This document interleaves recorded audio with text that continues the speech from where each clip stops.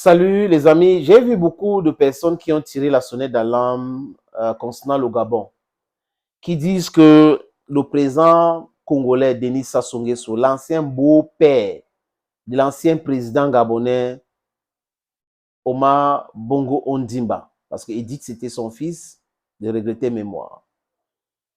Et les blogueurs congolais et gabonais sont en train d'attirer l'attention de Olengi Nguema. Brice Clotaire Olengi Nguema, ils disent que Brice Clotaire Olengi Nguema devrait faire très attention à Sassou Nguesso. Monsieur le général, il faut écouter tout ce voix-là. Parce que j'ai lu un autre article qui dit que quoi? Que Mr. Make Some Noise est en train de préparer les choses pour revenir au pouvoir. Apparemment, la famille Bongo pense que le pouvoir au Gabon les appartient. Donc, ils sont dans un processus d'un contre-coup d'État. Et si vous connaissez bien l'histoire entre ces deux familles, la famille Sassou et la famille Bongo, vous allez et vous devrez faire très attention à Sassou Nguesso, comme ces gens-là le disent. Sassou Nguesso est au pouvoir depuis l'éternité, comme M. Biya au Cameroun, que vous avez rencontré.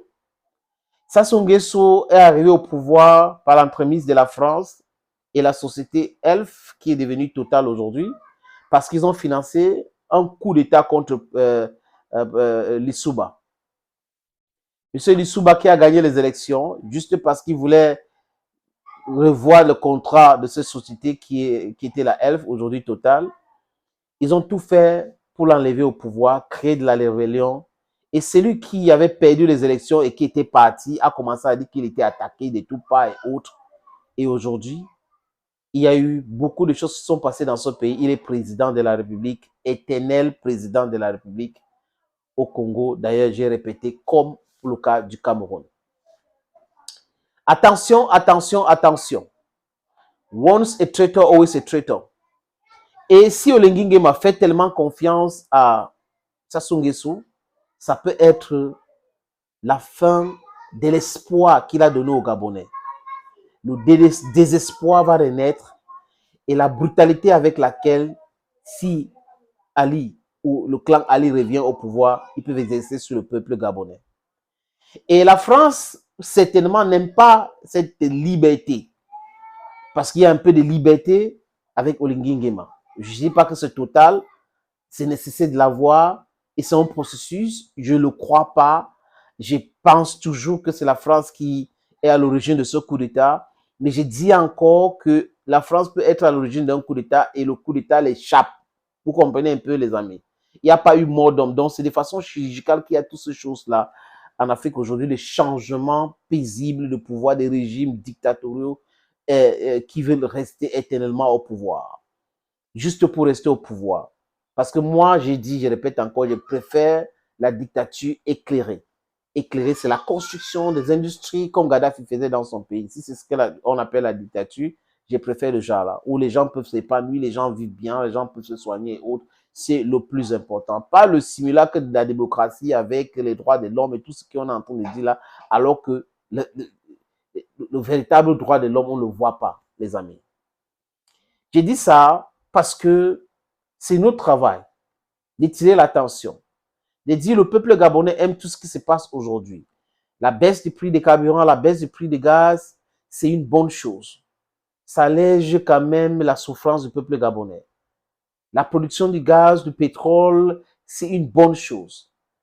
Les amis, l'endettement et autres, l'organisation de la fonction publique qui était bancale, parfaite.